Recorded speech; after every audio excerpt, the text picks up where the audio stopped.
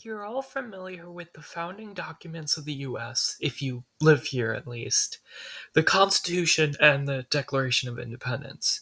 But today I'd like to zoom out and analyze human rights as agreed on by multiple countries. For each article, I'll give you one violation of the right as seen in history and one from modern times, at least when I can. This video is going to be a lot more political than my usual ones, but it will be like my analyzing the problem of evil from a Mormon's perspective video where I read the article and then give my commentary. I'm not going to analyze the preamble. It basically says we have these rights to try and prevent inhumane acts, and we hope everyone respects them. There also won't be as much reading in this video, which will probably help you if you didn't like my extra long video reacting to a Mormon's opinion on the problem of evil. Alright, now let's get into it.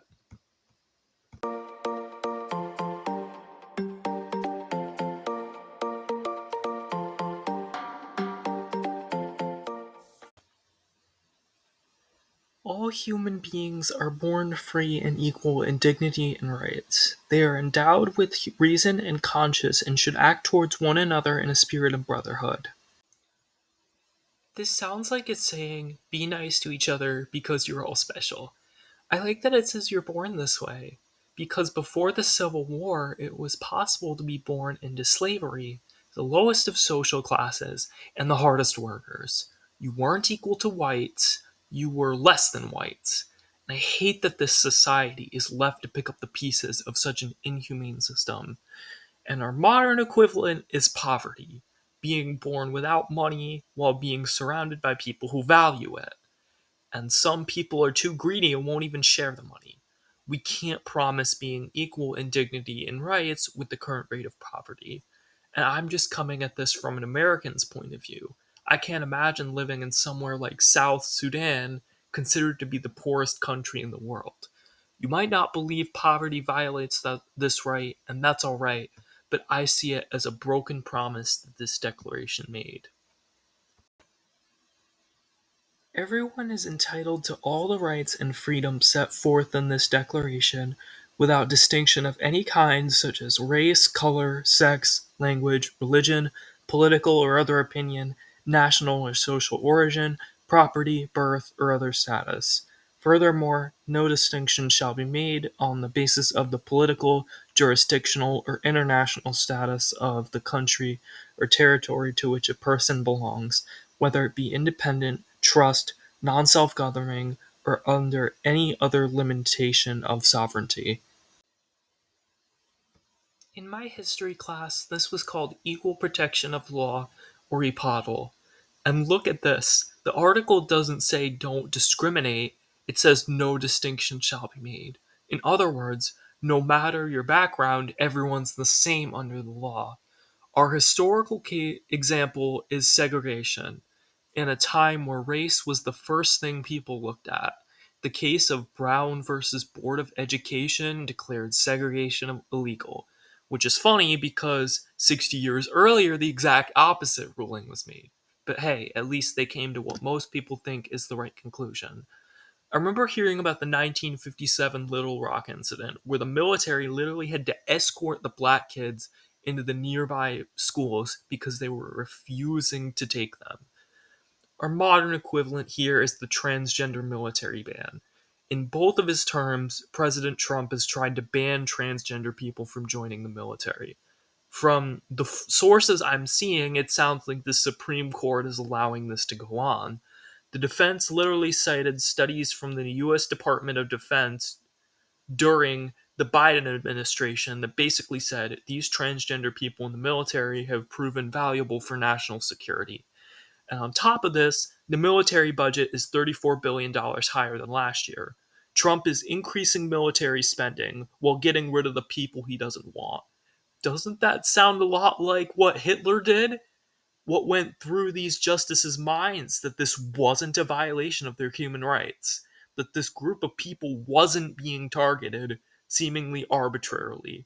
Am I biased? Of course. I'll admit that. I am a trans person.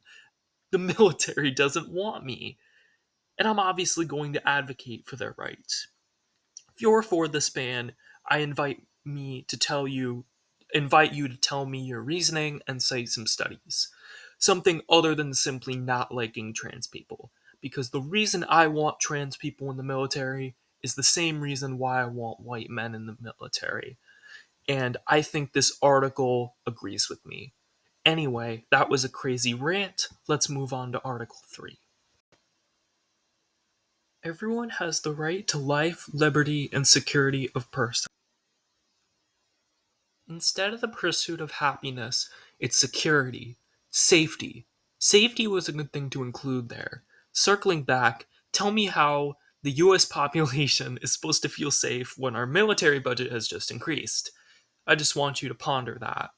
What I also want you to ponder when you're ready is the amount of times war has broken out, and instead of joining, the US sent money and weapons to the countries they supported. Now, it's not as bad as joining the war, but we're still saying, hey, go kill our enemies with these weapons. We did this with both world wars, but also the proxy wars. We didn't do the fighting, our allies did. But think about the wars going on now. We have literally sent troops to Israel to fight on their side. For all we know, Palestine could declare war on us and then World War III starts. If you think I'm crazy, examine the things leading up to previous wars. The primary reason a country declares war is when another attacks them. We just attacked Palestine with our troops. How do we know they won't declare war on us? That's why I'm worried. It's okay if you're not as worried as I am, but I'm just telling you my perspective. No one shall be held in slavery or servitude. Slavery and the slave trade shall be prohibited in all their forms. I feel like the draft violates this right as well as life, liberty, and security. The draft is literally involuntary servitude, and since this prohibits being held in servitude, I think it's not allowed under this declaration. It violates your right to life since you're literally risking it in war. It violates your liberty because you have no choice. You can face jail time and fines up to $250,000 for failing to register or failing to go. How is the average young man supposed to pay that? Of course, it only targets men. I find it crazy where the line was drawn. I agree that only having men eligible for the draft is a violation. I would say I like that they changed it, but now I don't know. If another one comes back, the pool of people doubles, and I don't want all these women to have to worry about getting drafted too. Not to mention the sheer idea of involuntary servitude can cause severe paranoia. Have you not noticed it with me? I'm trans. The military doesn't want me, like I said, and I'm still scared of being drafted. That can't be natural. Your security is also violated because nobody can reasonably feel safe when they're deployed for war. And these are just my own thoughts. As a 17-year-old, I'm sure the Supreme Court has considered these reasons more than one time and probably just shrugged them off. Maybe they're saying servitude as a different meaning than what it says in the dictionary. I really don't know. And for the historical example, we can just say slavery. I really don't need to go into that. No one shall be subjected to torture or to cruel, inhuman, or degrading treatment or punishment. What comes to mind here is the death penalty. On one hand, this can be considered a cruel punishment. After all, your life is literally in someone else's hands. I don't like the thought of that.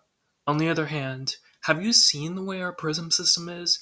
I've seen footage of criminals being beaten and I don't like it. So I guess my stance is get rid of the death penalty, but only after we revamp the prison system. Obviously, nobody should want to go to prison, but it shouldn't be inhumane either. For this historical example, I'd like to go with all the torture methods used on people for centuries. If we didn't have these methods, this article of the Declaration wouldn't need to exist. I won't go into specifics because I'd like to make a video ranking torture methods. Everyone has the right to recognition everywhere as a person before the law. At the end of the day, everyone who commits a crime is still human. We should be treating them as such whenever we punish them for whatever they did. For the modern example, let's look at de-escalation tactics when it comes to protests. Instead of pepper spraying the crowd, stay calm. Maybe the aggravated people will match your tone. Of course, I'm not a psychologist of any kind, so take what I say with a grain of salt. Now, let's look at the definition of arbitrary in history: the Salem witch trials. The government was so scared of magic at the time that they were willing to execute anyone accused of being a witch. They did receive a trial, albeit a faulty one, but the important thing was how quickly things turned. It's like that one episode of The Simpsons where they made bullying illegal. I'm not sure if the comparison was intentional. I wouldn't be surprised if it was. All are equal before the law and are entitled without any discrimination to equal protection of the law. All are entitled to equal protection against any discrimination and violation of this declaration and against any incitement to such discrimination. Pretty much the same as Article 2, except this applies to the law rather than just the declaration. Just for fun, let me share two more examples. The Japanese camps during World War II. The government considered everyone of Japanese descent, even if they were American citizens, huge threats. They were more focused on winning the war than the lives of the people rounded up. And that's why I constantly got bothered when all this information was shoved in my face when I took US history.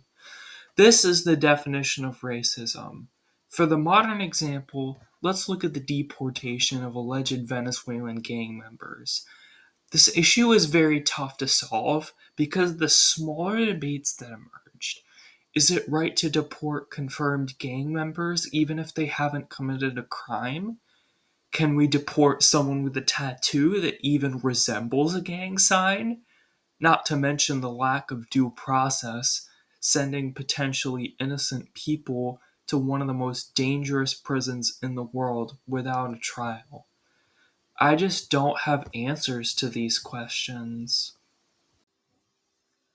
Everyone has the right to an effective remedy by the competent national tribunals for acts violating the fundamental rights granted him by the Constitution or by law. I'm not sure exactly what this means. I'm gonna guess this means you can't use psychologically faulty methods to try and correct people.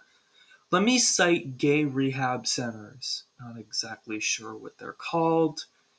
I haven't heard about any in my area, but I know there are still some out there. For the historical example, this literally applies to every single ancient medical practice.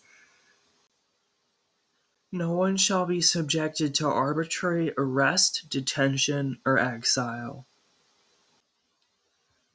This has always been illegal in the US, so I want to point out the Taliban doing this in Afghanistan.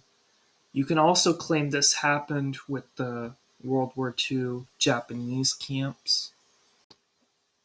Everyone is entitled in full equality to a fair and public hearing by an independent and impartial tribunal in the determination of his rights and obligations and of any criminal charge against him. This is very hard to enforce because it's hard to not be biased, and therefore that's where lots of political bias gets in the way.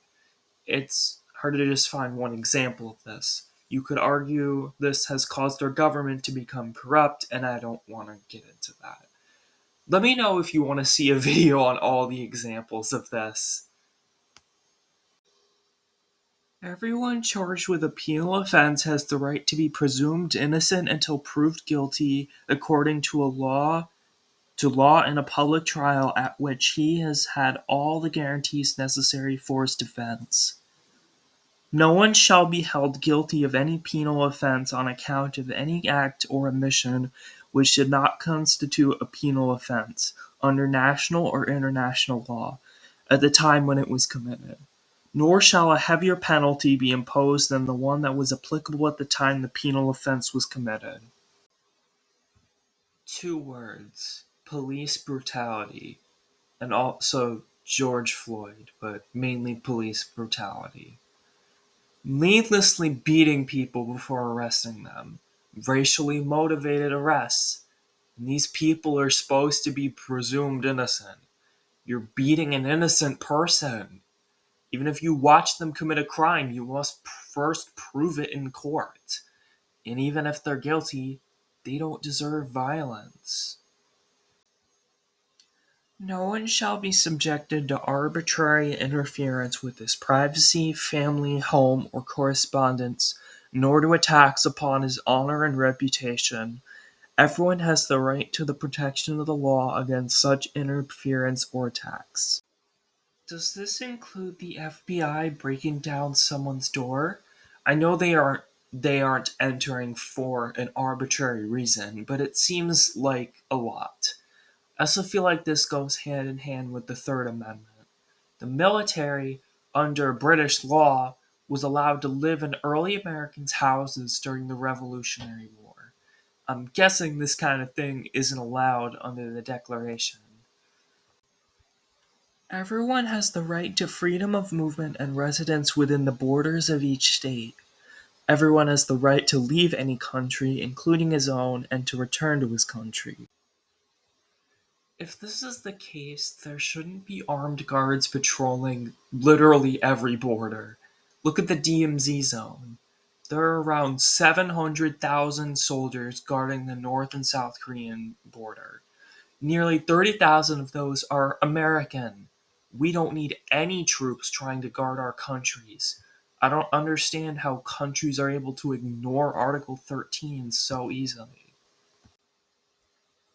Everyone has the right to seek and then to enjoy in other countries asylum from persecution.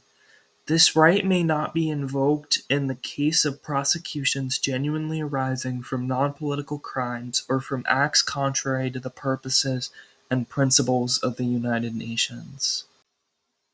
I would hope our government doesn't assume Russian refugees are terrorists.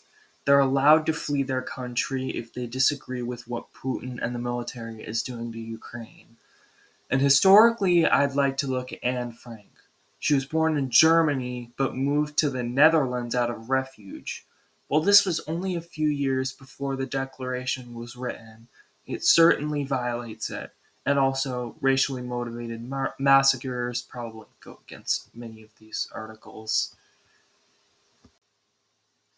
Everyone has the right to a nationality. No one shall be arbitrarily deprived of his nationality nor denied the right to change his nationality. If someone wants to be a different nationality than what they were born as, I encourage you to let them. You aren't in their minds. These people legitimately feel like they maybe were born in the wrong country or speak the wrong language. And ethnicity shouldn't influence that either. Just because you don't look like you're from that country doesn't mean you're not. You're welcome to think something else, but that's what I think anyway. Men and women of full age without any limitation due to race, nationality, or religion have the right to marry and to found a family. They are entitled to equal rights as to marriage, during marriage, and at its dissolution. Marriage shall be entered into only with the free and full consent of the intended spouses. The family is the natural and fundamental group unit of society and is entitled to protection by society and the state. Does this include gay marriage? It says men and women, so I'm guessing not. It should have been included here, but I'm aware most people didn't accept that at the time. This also seems to say don't make one spouse superior over the other, which makes me feel like we should get rid of this head of the household nonsense in the US anyway. Everyone has the right to own property alone as well as in association with others. No one shall be arbitrarily deprived of his property. Yet there are so many people who are homeless in this country because you have a right to this, but not without money. And because houses take so much time and effort to build, I don't think they should be free. But they also shouldn't be as expensive as they are, because I don't like the idea that greedy landowners can inflate the value of their property and then sell it.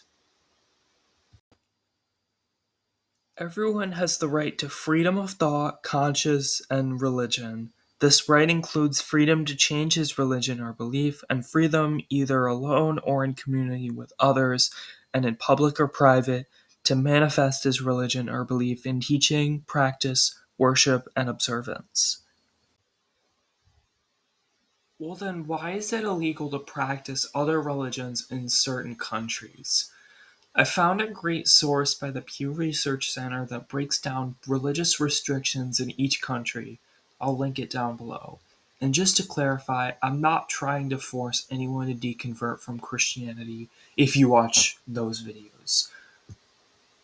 And if you do watch them, ponder my questions and still decide to be Christian, that is completely fine. I don't mind people being religious, but I do when people try to use it to justify violence. I mean, look at the Spanish Inquisition, for example. You could literally be killed for not being Christian. Everyone has the right to freedom of opinion and expression. This right includes freedom to hold opinions without interference and to seek, receive, and impart information and ideas through any media and regardless of frontiers. For violations, let's look at modern day Florida. The state government is very much against LGBTQ plus rights. It's pretty clear these people aren't allowed to express themselves without at least a little interference from the government. This also means you can receive information without any barriers, so I'm guessing monetary barriers count as well. So I'm curious, would creating a Patreon violate the Article 19? Because I'm considering starting one once I have enough subscribers, of course. Everyone has the right to freedom and of peaceful assembly and association. No one may be compelled to belong to an association.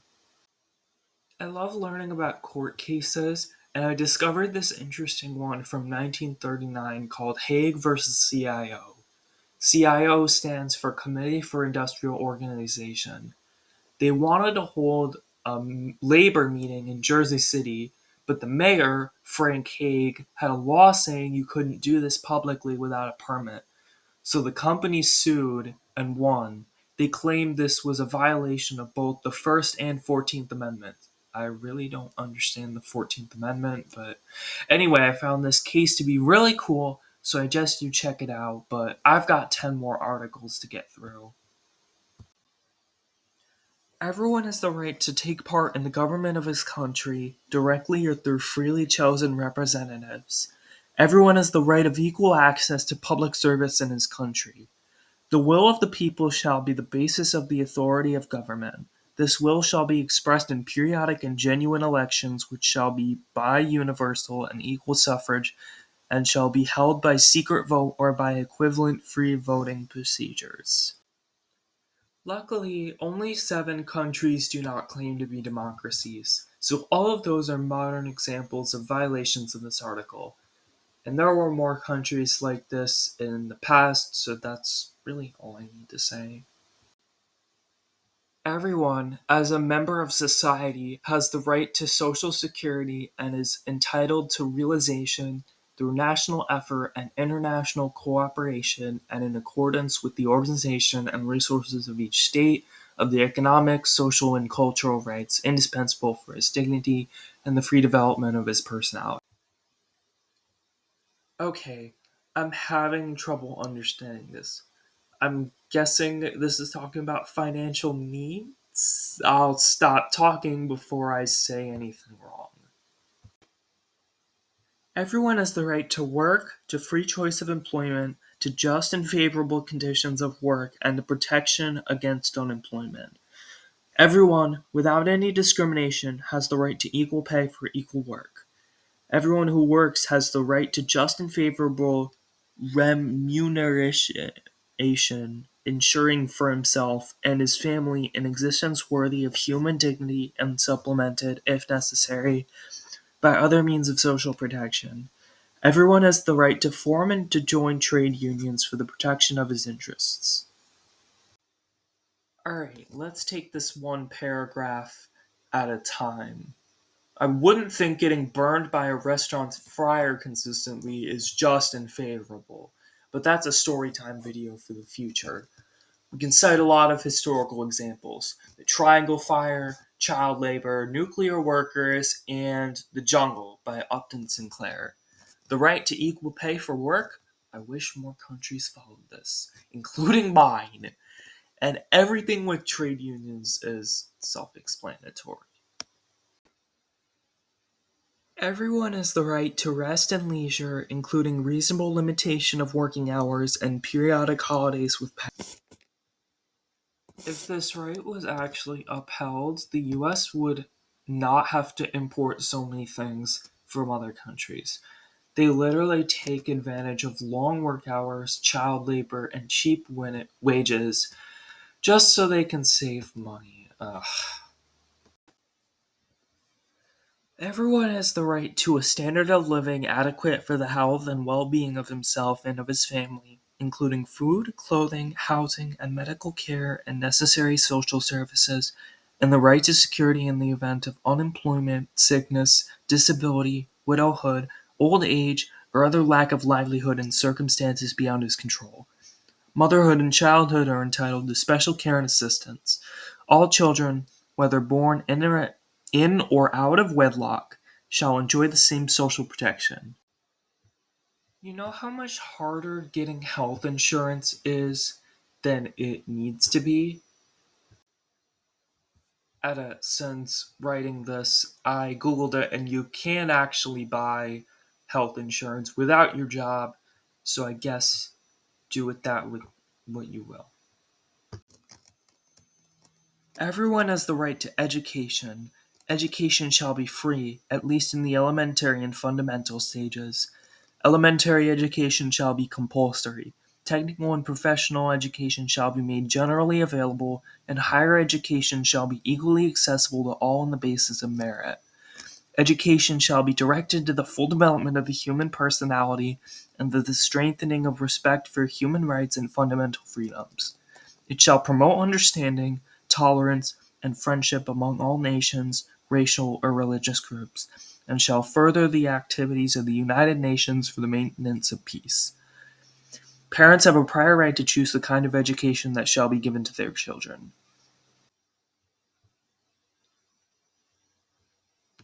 Parents get to choose where their children go to school.